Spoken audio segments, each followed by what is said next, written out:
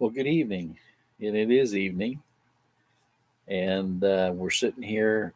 I'm sitting here over at my place next door to Mark tonight in the camper and just doing meditating and contemplating about the day. God is good to us, He's blessed us, He's helped us a lot with the loss of our manager, Rob Bax, who uh, was with us for 9 years. Um, Moved back to Indiana, needed a little change in his life. So we've been doing a lot of work, and God has helped us tremendously, for which we're very grateful. Just kind of wanted to visit with everyone tonight a little bit. I know it's a little dark, but when I turn my main light on, it's just too light. So it goes from one extreme to the other.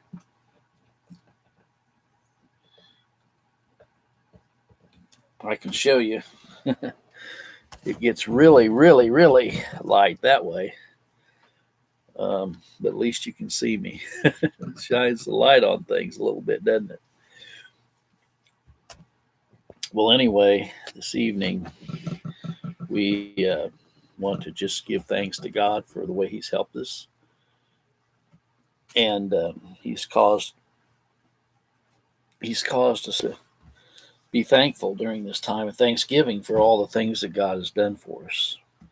We're not worthy of His mercy and His grace. His grace is marvelous. And I've been working through gradually some materials that I got at the recommendation of Walt Stickle, and I've been working through those materials, and I found them to be quite helpful. And um, my original um, suspicions were unfounded. Uh, after we read a lot of materials, we become kind of jaded, don't we? But the more I read of Ronald Cook, the more I realize that he has a lot to say.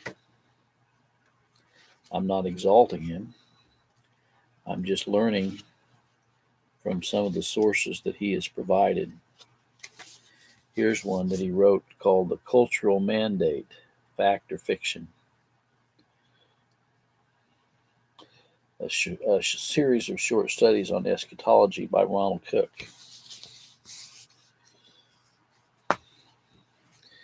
This is one of the books that really had an impact on Walt Stickle.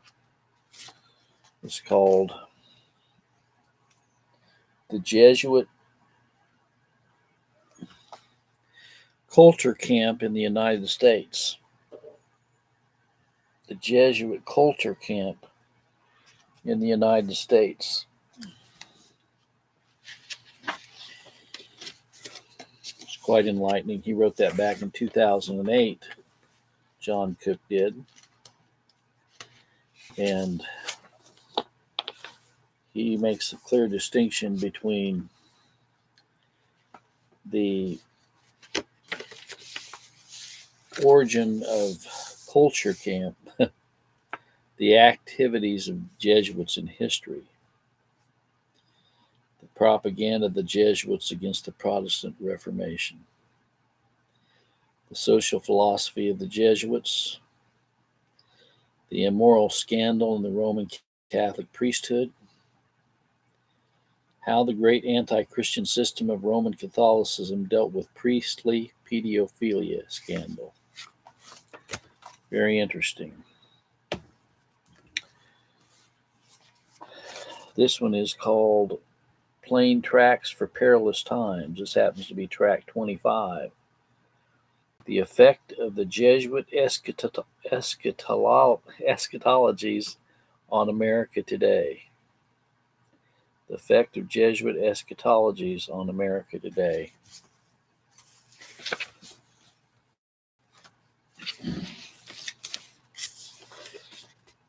The Jesuit Conspiracy Against the Historic Bible, Jesuit Eschatology in the American Pulpit, Biblical Exegesis in the Beast of Revelation, The Consequences of the Jesuit Eschatologies in America Today, The Theses of Jesuit Francisco Ribera, The Cultural Struggle, The Effects of the Jesuit Cultural Struggle upon the United States Today, The Jesuits and Ecumenism, and the Evangelicals and the Ecumenical Movement. Very interesting.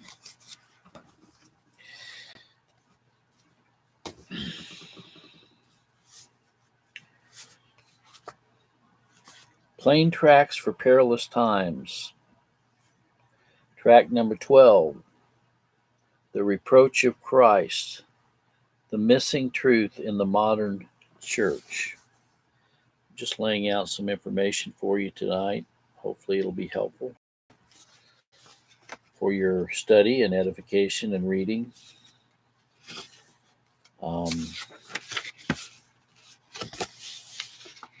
The absence of the reproach of Christ in the modern church, the removal of the reproach of Christ from the church. New evangelicals fell into fantasy land with neo-orthodoxy. And just some more interesting information.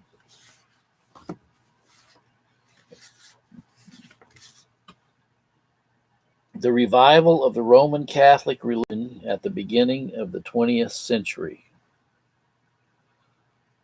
The revival of the Roman Catholic religion at the beginning of the 20th century.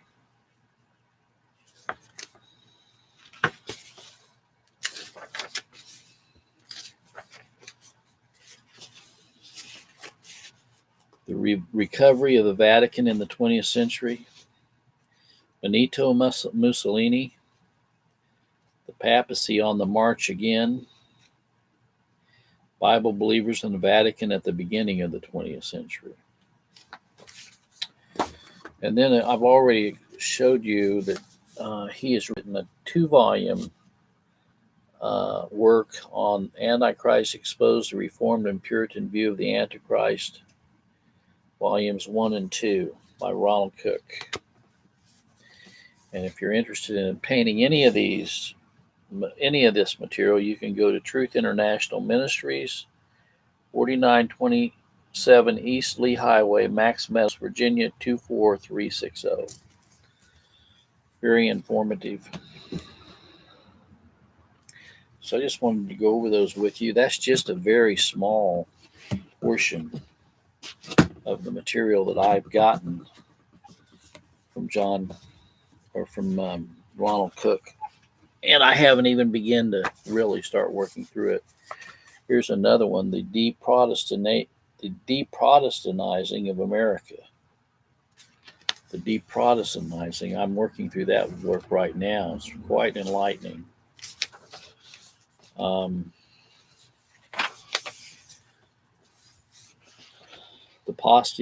The apostasy of the church foretold in the Holy Scriptures. What is the church?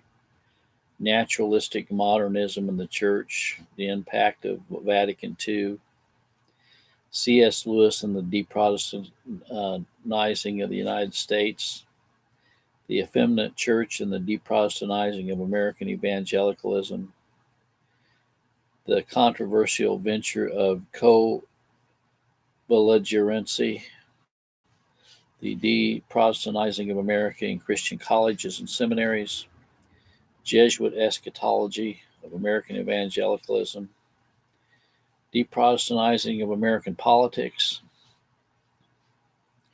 And so this is a very, very conclusive work. Well, I hope that you all have a great evening. I just wanted to make you aware of that. And just for all of our viewers' knowledge, we still have the books that we have written on the God does not love everyone, but he does love his elect from everlasting to everlasting. And you can get this book from Lulu, Lulu.com. You can also get our other books, The Lies of Free Will, Phillips versus the State of Missouri, Poems for Edification, Volumes 1 through 4, second edition. And so if you want to get any one of those books, they are available through Lulu.com. Just type in the title and it'll take you to the website. I just wanted to give you, this is more of an update than anything. We plan on getting into some other works, some other. This morning in our devotional, we looked at Flavel and his work on Providence. I thought it was very edifying. I enjoyed going through that again this morning. I hope you found that helpful as well. So, with that, I'm going to say a good night. May you have a good evening. God bless you and keep you and make his face to shine upon you, is my prayer. God bless.